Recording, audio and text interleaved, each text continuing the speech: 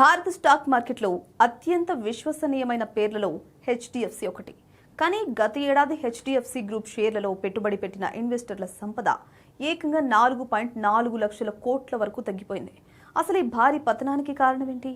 HDFC గ్రూప్లోని ప్రధాన కంపెనీలైన HDFC bank, HDFC life, HDFC asset management వంటి షేర్లు గత ఏడాది ఒత్తిడిని ఎదుర్కొన్నాయి.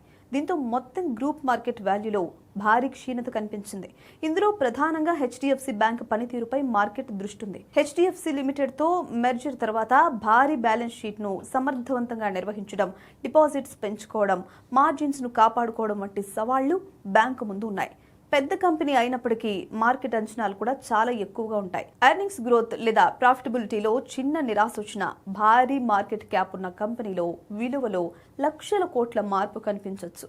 ఇక హెచ్డిఎఫ్సి గ్రూప్లోని ఇతర ఫైనాన్షియల్ సర్వీసెస్ కంపెనీల షేర్లపై కూడా మార్కెట్ పరిస్థితులు, వాల్యుయేషన్ కన్సర్న్స్, సెక్టార్ కాంపిటీషన్స్ ప్రభావం చూపాయి.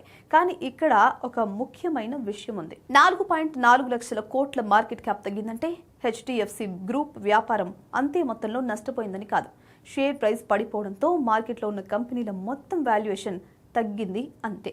ఇప్పుడు ఇన్వెస్టర్లు చూడాల్సింది ఒకే ఒక్కటి, ఈ కరెక్షన్ తర్వాత హెచ్డిఎఫ్సి గ్రూప్లో వాల్యూ కనిపిస్తోందా, లేక బిజినెస్ గ్రోత్ మళ్లీ వేగం పుంజుకునే వరకు ఇలా వేచి చూడాల్సిందేనా? ఎందుకంటే స్టాక్ మార్కెట్లో పెద్ద పేర్లు కూడా ఎప్పుడు స్ట్రైట్ లైన్లో పెరగవు. కొన్ని సంవత్సరాలు అండర్ పర్ఫార్మెన్స్ చేసిన తర్వాత కూడా టర్న్ అరౌండ్ అవ్వచ్చు.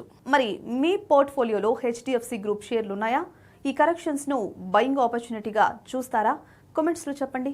ఇలాంటి మార్కెట్ అండ్ బిజినెస్ అప్డేట్స్ కోసం ఎన్టీవీ బిజినెస్ ను ఫాలో చేయండి.